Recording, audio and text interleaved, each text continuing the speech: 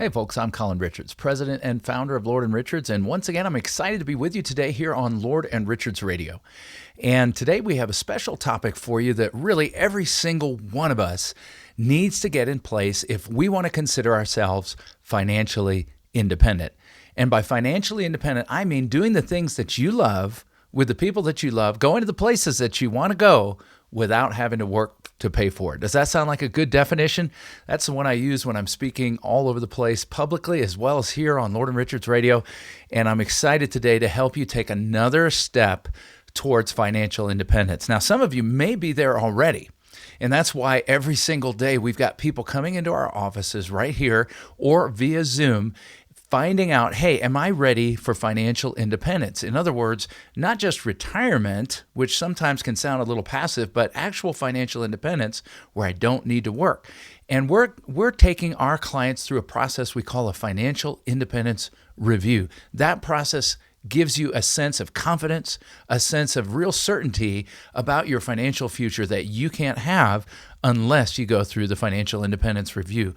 One of the key areas that we're testing, that we're checking with every single person we meet is, do you have an income plan that will sustain you for the rest of your life? And we're going to talk about that in this first particular episode of the Lord & Richards Show. So my first question is, what is an income plan? People ask me that all the time. They say, Colin, I think I've got an income plan. I've got a pension that pays me regular income. I've got maybe Social Security that pays me regular income. Or maybe you've got rentals that pay you regular income. Whatever it might be, maybe it's a financial tool and you consider that your income source, like dividends from a stock, or maybe guaranteed payments from an annuity. All these are wonderful. They're all part of a written income plan, which comes as part of your financial independence review. But what we want to know is, do you have a combination of incomes from whatever sources that will make sure you never run out of money before you run out of life? You see, that's game over, right? He who runs out of cash loses. And it might not just be completely running out of income, but it might mean that you don't have enough income to sustain the lifestyle that you, or if you're married, your spouse, your household, have envisioned in retirement. You retired, or you're planning on retiring with the goal of doing wonderful things. You know, back in the old days, I know a lot of people kind of lived the fixed income lifestyle of retirement. The idea was you retire, you kind of settle down, you don't do as much, but you got a lot of leisure time. And so that's what led many of us to think, well, maybe I'll need less money in retirement than I make right now. Oh, folks, that's the opposite of what I'm seeing every single day when I'm visiting with my clients, when I'm visiting with people that are just trying to find out more at Lord & Richards. What I'm finding is people want to do more in retirement. Think about it. When you're working, what are the most discretionary spending oriented days of your week, right? What are the days of the week when you have the most choice over how much to spend on eating out, or maybe going to see a movie, or catching some fun, or going skiing during the winter? When are those days when you're working? Well, for a lot of people, they're the weekend, if you have a normal schedule. Well, guess what happens in retirement? When you leave your day job, you quit your day job, now all of a sudden you got a bunch of weekdays, weekend days. And that means a lot more discretionary spending. And as a matter of fact, most people have really bought into, I think, the great dream that you can do more. You can be active in retirement. You don't have to be passive, rocking away the years. A lot of us understand that retiring that way can lead to health problems. It can lead to depression, inactivity, loss of mental function. All those are bad.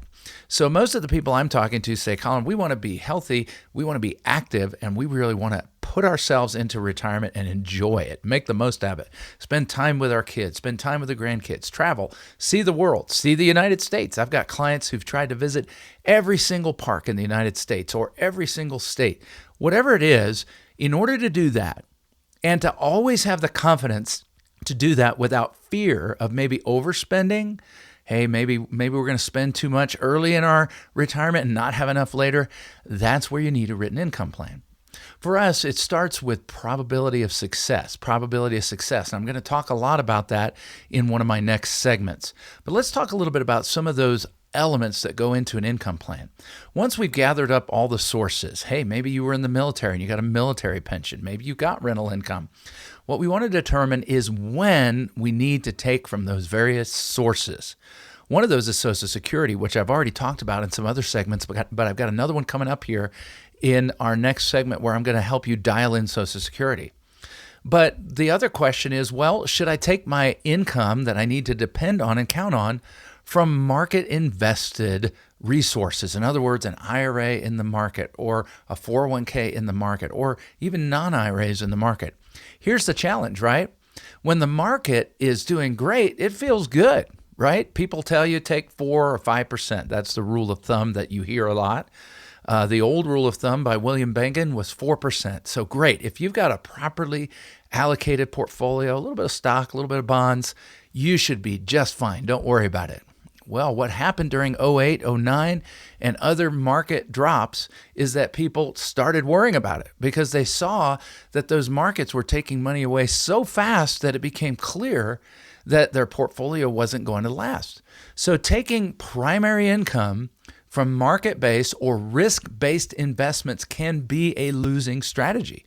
Say, wait a minute, Colin, that's what I've been told my whole life, right?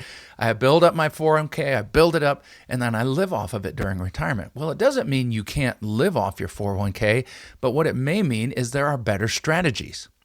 I like to find as many rock-solid guaranteed strategies for income as I can. If you've got a great government pension or a well-backed private pension, those are great. Guaranteed income, build it in, and take joint if you're married, especially if there's an age gap of significant years between you. And then we want, of course, to optimize Social Security, which we're going to talk about in a moment. And then, of course, we want to have other guaranteed income sources. Maybe you've got some other type of benefits coming to you. But usually that's about it. Then we have these non-guaranteed income sources like market risk-based investments. Well, what are we going to do with those? Well, did you know it's possible to take your market risk-based investments and shift them into protected investments and draw income from investments that don't go down in value? You say, are you talking about CDs? Well, not necessarily, although you can get CDs that have great growth potential and protect you on the downside. That's a particular kind of product we call a market linked or market index CD, and it protects your principal while linking your growth to the market. There are a whole host of tools, but they're not the good old-fashioned low-rate CDs that you're used to. As a matter of fact, you don't even have to do this through a bank. There are other resources available through insurance and annuity companies. You say, well, I hate the idea of using insurance or annuities. Well, wait a minute. You might want to take a second look because nowadays there's tools to provide guaranteed income that protect your principal, have low or no fees, which is the usual issue that we encounter, and that will guarantee your income for life. So all of those types of resources go into an income plan. In our upcoming segments, we're going to dive a little bit deeper into how to make sure your probability of success, never running out of money before you run out of life, is as high as possible throughout your entire retirement. That's what we call financial independence. I can't wait to talk to you. It just starts with a simple phone call.